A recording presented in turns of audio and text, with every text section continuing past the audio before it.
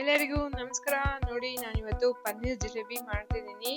ಈ ಪನ್ನೀರ್ ಜಿಲೇಬಿ ಮಾಡೋದಕ್ಕೆ ಏನೇನು ಬೇಕು ಸಾಮಗ್ರಿಗಳು ಅನ್ನೋದನ್ನ ನಾನೀಗ ನಿಮಗೆ ತೋರಿಸ್ತಿದ್ದೀನಿ.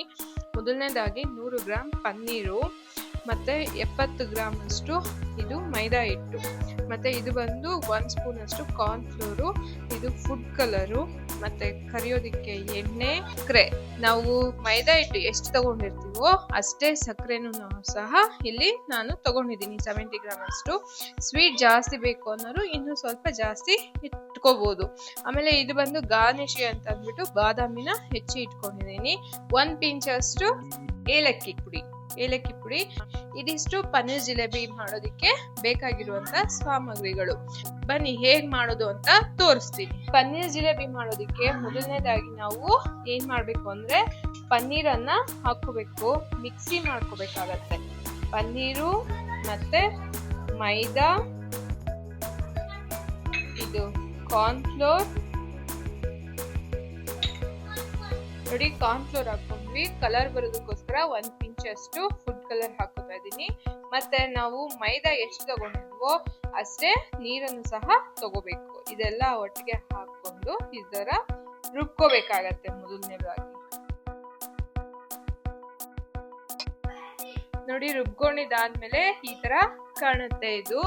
ಇದಾದ್ಮೇಲೆ ನೆಕ್ಸ್ಟ್ ನಾವು ಈಗ ಕ್ಷೀರನ ರೆಡಿ ಮಾಡ್ಕೊಳ್ಳೋಣ. ಒಂದು ದಪ್ಪ ತಳ ಇರುವಂತಹ ಪಾತ್ರೆನ ಇಟ್ಕೊಂಡು ಅದಕ್ಕೆ ಒಂದು ಅರ್ಧ ಕಪ್ ಅಷ್ಟು ನೀರನ್ನ ಹಾಕೊಂಡು ಈಗ ನಾನು ಇಟ್ಕೊಂಡಿರುವಂತಹ ಸಕ್ಕರೆನ ಇದಕ್ಕೆ ಹಾಕ್ತಾ ಇದ್ದೀನಿ. ಇದು ಚೆನ್ನಾಗಿ ಕರಗಿ ಒಂದೆಳೆ ಪಾಕ ಅಂತಾರಲ್ಲ ಆ ತರ ಬರ್ಬೇಕು. ಅದುವರೆಗೂ ಇದನ್ನ ಚೆನ್ನಾಗಿ ಕುದಿಸ್ಬೇಕಾಗತ್ತೆ.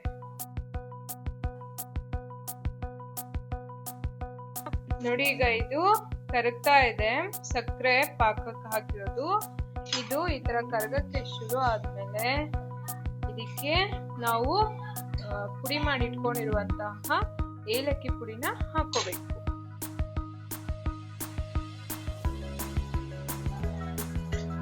ಆಮೇಲೆ ಕಲರ್ಗೋಸ್ಕರ 1 ಪಿಂಚ್ ಅಷ್ಟು ಫುಡ್ ಕಲರ್, ಅದು ಬಣ್ಣ ಬರೋದಕ್ಕೋಸ್ಕರ.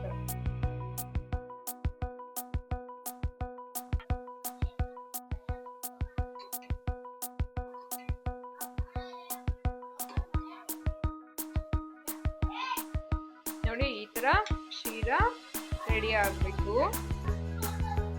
ನೋಡಿ, ಕ್ಷೀರ ಆದ್ಮೇಲೆ ಈ ತರ ಕಾಣುತ್ತೆ, ಈ ತರ ದಪ್ಪ ಆಗುತ್ತೆ.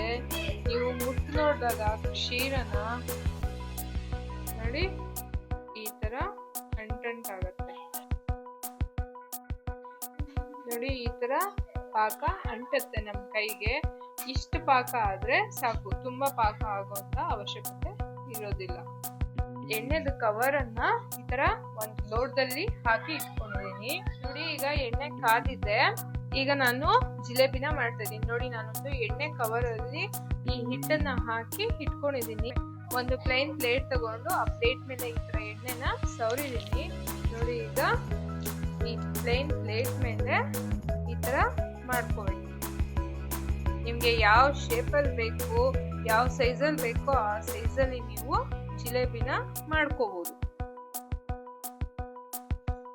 ನೋಡಿ, ಈ ತರ ಮಾಡ್ಕೊಂಡು ಒಂಚೂರು ಪ್ರೆಸ್ ಮಾಡ್ಕೊಂಡ್ರು ಆಮೇಲೆ ನೋಡಿ ಈ ತರ ಬರುತ್ತೆ. ಇವಾಗ ಇದನ್ನ ಎಣ್ಣೆ ಹಾಕಿ ಕರಿಬೇಕು. ನೀವು ಇನ್ನು ದಪ್ಪಕ್ ಬೇಕಂದ್ರೆ ದಪ್ಪಕ್ಕೂ ಮಾಡ್ಕೋಬಹುದು, ಸಣ್ಣಕ್ ಬೇಕು ಅಂದ್ರೆ ಸಣ್ಣಕ್ಕೂ ಮಾಡ್ಕೋಬಹುದು.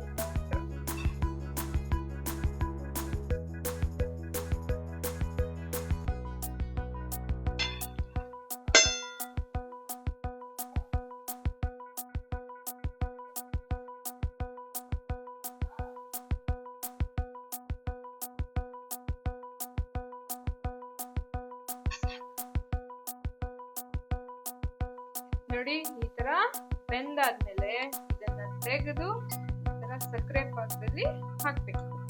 ಹಾಕಿ 1-2 ನಿಮಿಷ ಬಿಟ್ಟು ಆಮೇಲೆ ಸಪರೇಟ್ ಆಗಿ ತೆಕ್ಕೋಬೇಕಾಗತ್ತೆ. ಈ ತರ ಮಾಡ್ಕೊಂಡ್ರೆ ಜಿಲೇಬಿ ರೆಡಿ. ಇದು ತುಂಬಾ ಬೇಗನೂ ಆಗುತ್ತೆ ಮತ್ತೆ ತುಂಬಾ ಟೇಸ್ಟಿ ಆಗಿರುತ್ತೆ. ಅಷ್ಟೇ ಅಲ್ಲ, ನಾವು ಪನ್ನೀರಿಂದ ಮಾಡಿರೋದ್ರಿಂದ ಪ್ರೋಟೀನ್ ಅಂಶ ಇದರಲ್ಲಿ ಹೆಚ್ಚಾಗಿ ಇರುತ್ತೆ.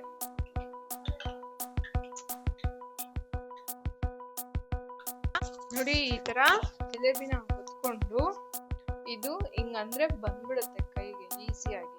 ಆಮೇಲೆ ನಾವು ಎಣ್ಣೆ ಕಾದ್ಮೇಲೆ ಈ ತರ ಹಾಕೋಬೇಕಾಗತ್ತೆ. ಇದೇನು ಅಂಟ್ಕೊಳ್ಳೋದಿಲ್ಲ ಇದಕ್ಕೆ, ತಟ್ಟೆಗೆ ಈ ತರ ತೆಗೆದು ಹಾಕೋಬಹುದು.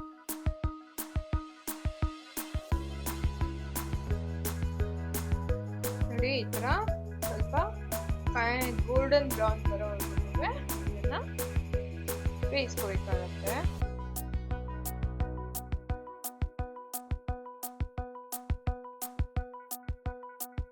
ಈ ತರ ಗೋಲ್ಡನ್ ಬ್ರೌನ್ ಬರೋವರೆಗೂ ಇದನ್ನ ಸ್ವಲ್ಪ ಬೇಯಿಸ್ಕೋಬೇಕು.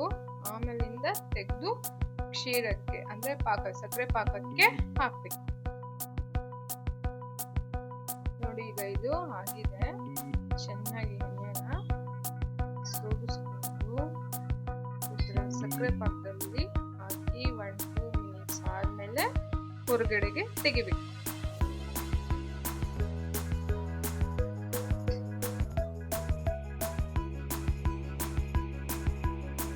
ಇದು ತುಂಬಾ ಬೇಗ ಆಗತ್ತೆ, ತುಂಬಾ ಟೈಮ್ ಎಲ್ಲ ತಗೊಳ್ಳಲ್ಲ. 20 to 30 ಮಿನಿಟ್ಸ್ ಒಳಗೇನೆ ಆಗೋಗುತ್ತೆ ನಿಮ್ಗೆ ಇದು ಜಿಲೇಬಿ.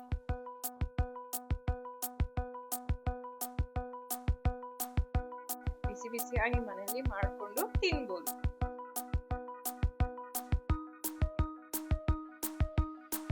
ನೋಡಿ, ಇದು ಈಗ ರೆಡಿ ಆಗಿದೆ. ಇದನ್ನ ಇನ್ನೊಂದ್ಸತಿ ಊಟ ಮಾಡಿ ಆಮೇಲೆ ತೆಗೆದು ಪಕ್ಕಕ್ಕೆ ಇಡ್ತೀವಿ.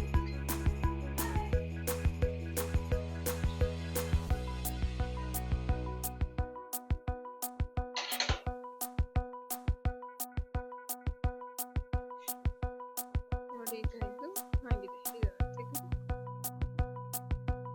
ಪಕ್ಕಕ್ಕೆ ಇಟ್ಕೊಂಡ್ರೆ ಜಿಲೇಬಿ ರೆಡಿ.